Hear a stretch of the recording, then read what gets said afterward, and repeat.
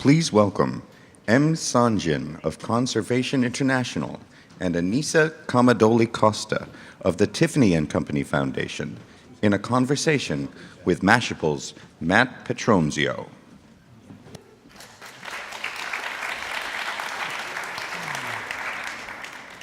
Hi, everyone. How's everyone doing? Yeah? Okay. Well, I'm really excited to be joined by you two so we can talk about Valen's Reef, which is also the name of our panel, which is a short virtual reality film in which the narrator addresses his son, Valen, throughout the film, talking about how he and his people lost and ultimately reclaimed their waters. So let's start with you, Sanjayan. Why don't we hear more about the location of this film, the Bird's Head Seascape, and why don't you talk about what it's been through over the past 12 years? Sure. And thanks for having me here, and thanks, Matt and Anisa, and all of you. So this is like Oceans Week. So if you were down in Washington, D.C., you would have seen all these big ocean commitments made at the State Department by all the conservation organizations, many foundations, many governments, setting aside big marine protected areas. Valen's Reef is set within the Bird's Head Seascape, which is basically in Indonesia. And if you know your geography and you remember where Papua New Guinea is, Papua goes up and West Papua looks like a bird's head. And this is the region around that. It's about the size of Great Britain. It's quite a big seascape. But it's also very, very far away and in a pretty remote region. About 760,000 people live there. They depend on the ocean for their protein. And what makes this place so special, so unbelievably special, is that it is the hotspot for marine diversity, maybe hotspot for diversity on Earth. It is probably the most diverse place on planet Earth. It's got more species of fish there than anywhere we can think of, at least 1,700 species of fish, and at least 600 species of coral.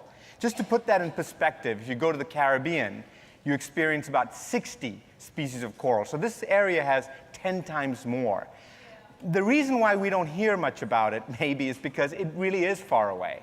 And I think people in Indonesia know about it and people in Australia know about it.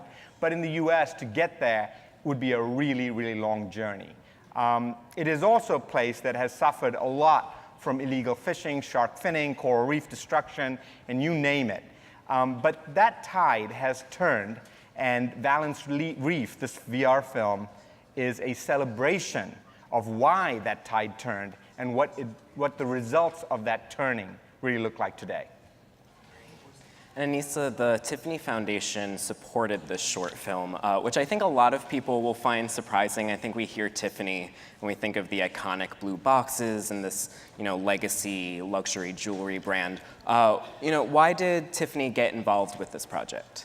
Well, when Sanjayan and the Conservation International team first came to us and approached us with this opportunity to fund a first-of-its-kind underwater virtual reality film, I knew it was something we had to do. The Tiffany Foundation has funded coral and marine conservation since it was established. And one of our key strategies focuses on awareness building for the need for ocean conservation. And I think we all know that in order to be passionate about conservation or any particular issue, you have to be able to connect people with that issue.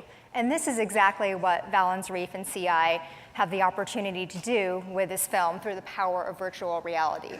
We can transport the audience here sitting in New York City over 10,000 miles away and then take you underwater diving to see a really pristine reef ecosystem, to see the way conservation should be done when it's done properly, as CI and its partners did. And so the Tiffany Foundation, we're really hopeful that, this film, this VR film, will galvanize a whole new audience to advocate for ocean conservation.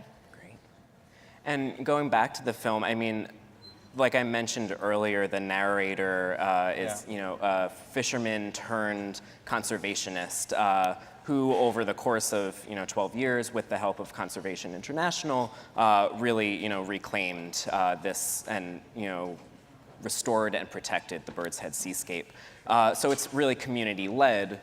I'm curious, Sanjayan, what's the importance of, having communities lead these conservation efforts? Sure, that's a great question. So, look, it's really easy to go to a place and think you have all the solutions. And the first thing you have to realize is that local people who live there and have to deal with these issues are probably the best experts. And they probably have an even greater reason for wanting to protect a place than we ever will. Look, I was born in Sri Lanka, I grew up around the world, but I will always be a stranger in most places that I go to. And so I think when Conservation International goes into places like this, and we did this with the World Wildlife Fund, with the Nature Conservancy, and with the people of West Papua, and lots of other foundations who are supporting this work, you have to go in with some humility. At the end of the day, conservation turns its eyes when the money runs out. It's easy to do work when you have funding. So the only way to keep it going, the only way to make conservation really sustainable is to make sure that local people have a real stake in the issues. And in this case, they do. And this is the place they rely on for their protein. This is incredibly important for their livelihoods. Tourism in this region has gone up by 30%. If you go diving there, and it really is a top spot for diving, you will have to pay a couple of $100 for the right to dive there over a period of, say, a month. And you get this little metal disc that you put on your scuba tank. That generates about $2.3 million a year for that region. What's neat about this is that money stays in that region. It doesn't go to the Indonesian central government. It actually stays in that community. It'd be like going to, say, Yellowstone National Park and having your park fees actually stay in Yellowstone National Park rather than going into Treasury. And so that really makes a difference. It gives those local communities a real stake in wanting to step up and support this work. And it's the only way to make conservation sustainable over the long run.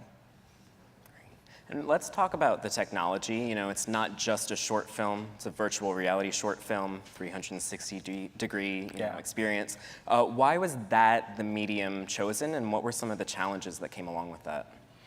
Yeah, well, so it was a bit of a big leap for us, right? We are not a filmmaking organization, and you have to be really thoughtful about how you spend dollars, and you take money away.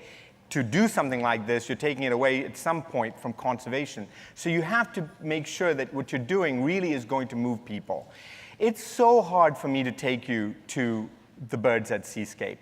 I'd have to take you on 5 flights and 1 boat ride and 1 really horrible taxi drive. Actually, probably 2 taxi rides. And so there's a huge challenge. And yet now with this virtual reality film, I can take you there and back in, say, 7 minutes. And if you haven't seen it, right out in the lobby, if you take a right up here, there are like 10 virtual reality headsets. And it's just a 7-minute film, so you can put them on and experience. You can really be there. So we wanted an immersive experience, and we wanted to wow people, and we wanted to take you underwater, and it really hadn't been done that way. Underwater VR is difficult. You have to use lots of cameras because you lose your field of view underwater. So whatever you're doing on land, you have to do more underwater. You also can't be in the shot, so you have to put the camera and then you have to run away, right? Otherwise you're going to be there. And underwater, that's really hard. You got to put it, and you got to swim away, and then hope a shark is going to come by or a manta ray is going to come by, and all while your air tank is ticking down. So the technology and the challenge of doing this was really, really hard. But one thing I don't want you to forget, and I think Anisa and I both agree, the thing that gets you, of course it's the technology. That's why people go and put this on and you're wowed by it. Fair enough. But it's the story that's really important. So if you're doing VR, you have to make sure there's a story. And in this case, it's a story about this guy named Ronald and his son, Valen. And it really is a poem. It's his love story. It's his love poem to his child. The opening line is, these islands are home. Son, do you know we're blessed? I mean, that's how it starts in Bahasa. It's just so powerful and beautiful. And that's what keeps the audience coming back for more.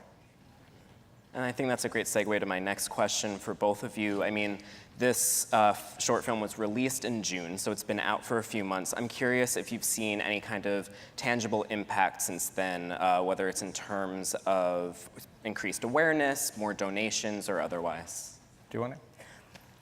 The thing that I have definitely been seeing and hearing is anyone that sees this film, they really can't believe at the fact, they can't believe how much they are immersed into the waters. And this is coming from people who are both divers and those who have never had the experience of diving before. And so I think that power has been huge. And I think CI's seen a great response. So we've had about 1 million views of the video. And maybe a couple of million of other parts of this video, which is pretty decent for us because we don't have like a distribution budget or anything like that. Anisa and I were just at the Ocean Conference this week where Secretary Kerry spoke and others, and we were going to do a 15-minute viewing. We had 35 headsets, the audience wore it, and then we were going to do Q&A. We never got to our Q&A because when the 35 people had done viewing it, there were another 35, and there were another 35, and another 35. Then we had to run to catch our flights, and it kept going until like basically the State Department kicked us out. And that's the way it's been every place we've taken it. We took it to Aspen Ideas Festival, same thing, line around the room. So I really think that we're sort of hitting on something. There's definitely been more interest in it. I'll tell you one quick story. We took it to Iceland where we held our board meeting. And we put it on our board members and they watched this film. And then the board left. It was at a restaurant. And then the wait staff who were serving us came and said to us, "Can we watch it?" And so then we had them sitting on the ground in a circle, and we put the headsets on all the wait staff at this restaurant at the Blue Lagoon, and they watched it.